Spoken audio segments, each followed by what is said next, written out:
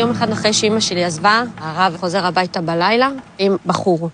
ואני כאילו מבינה שהוא רוצה לשדך בינינו, אבל אני רואה שהוא בן 20 ומשהו, ואני בת 14 וחצי, וחתונה זה הדבר האחרון שראיתי.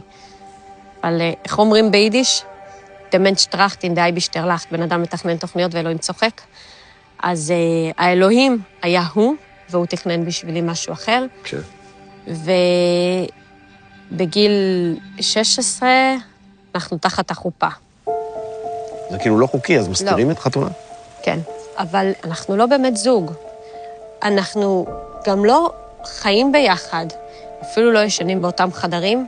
וואלה. את כל הזוגיות שלנו הוא מנהל, נגיד שיש לי מקווה, הוא מתקשר אליי, אומר לי, נו, טבלת, יופי. כנסי למיטת, חכי לו, זה צריך, זה אסור, ואחרי זה גם מתקשר ושואל אותי איך היה, מה זה, מה הוא עשה, איפה הוא נגע לך, כזה. אחרי כן. סקס הוא מתקשר לשאול אותך איך היה? כן.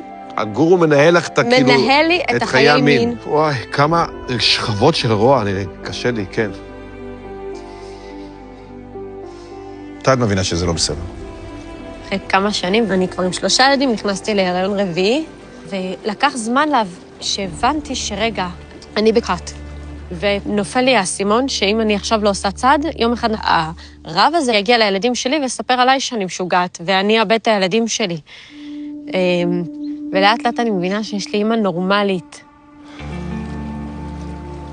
אז אני מחליטה להתקשר אליה, מחייגת, וכאילו לרגע לא יודעת מה אומרים לאימא אחרי כל כך הרבה שנים, ואני אומרת לה, זאת פייגי.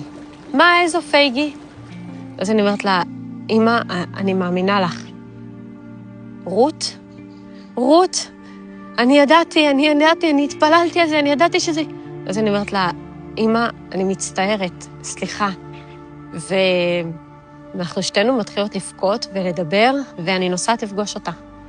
אני מגיעה למקום, ואנחנו פשוט רצות אחת לשנייה, והיא מחבקת אותי, וכאילו, אותה אימא, אותו ריח, אותה שרשרת, אותה מטפחת, כאילו כלום לא השתנה. יש לי אימא נורמלית.